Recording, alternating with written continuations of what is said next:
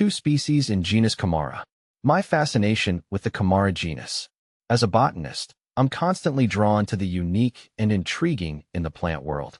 Lately, I've been captivated by the genus Kumara, a small but fascinating group of succulent plants native to the Western Cape province of South Africa. These plants belong to the Asphodelaceae family. With their striking fan-like arrangement of leaves, are a testament to the diversity and beauty of the natural world. Discovering the Kumara. My first encounter with Kumara was purely accidental.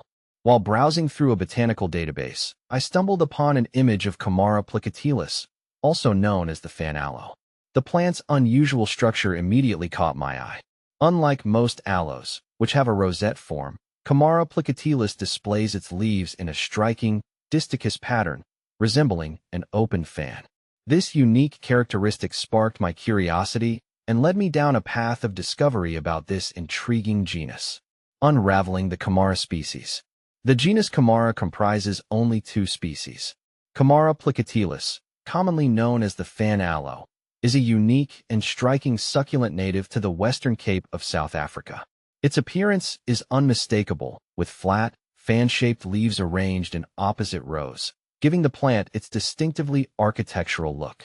The bluish-gray leaves are thick, fleshy, and slightly recurved, a natural adaptation to withstand the arid, rocky environments in which it thrives.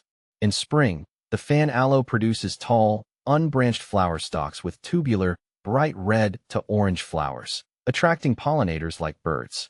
Known for its slow growth and unusual form, Kumara plicotilis is a popular choice among succulent enthusiasts and makes a dramatic statement in xeriscapes and rock gardens.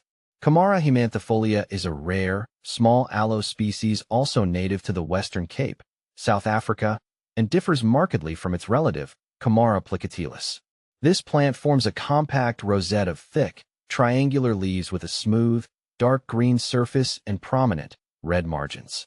Unlike its fan-shaped cousin, K. hemanthifolia is a ground-hugging species, adapted to moist and shaded habitats in high-altitude, mountainous regions. In late spring to early summer, it sends up a slender inflorescence adorned with tubular, bright red flowers, adding a splash of color to the landscape. Due to its specific habitat requirements, this aloe is a challenging but rewarding choice for dedicated collectors who can replicate its native cool, moist conditions. Both species are endemic to the Western Cape province of South Africa, meaning they are found nowhere else in the world. They thrive in mountainous regions with well-drained, acidic soil and are often found growing amongst other fynbos vegetation. The unique adaptations of Kumara. What I find particularly fascinating about Kumara is its adaptation to its environment. The thick, corky bark of Kumara plicotilis protects it from fire damage, a common occurrence in the fynbos biome. The distichous leaf arrangement of Kumara plicotilis is also thought to be an adaptation to its environment, possibly allowing for optimal sunlight capture on the steep slopes where it grows. The importance of conservation. Unfortunately, both Kumara species are facing threats due to habitat loss and degradation. As a botanist, I believe it is crucial to raise awareness about the importance of conserving these unique plants. Their unusual morphology and ecological significance make them valuable components of the Cape floristic region's biodiversity. My continued exploration of Kumara. My journey with Kumara is far from over. I am eager to learn more about these fascinating plants, including their evolutionary history, their role in the fynbos ecosystem, and the conservation efforts aimed at protecting them. I believe that by understanding and appreciating the unique characteristics of Kumara, we can contribute to their preservation for future generations.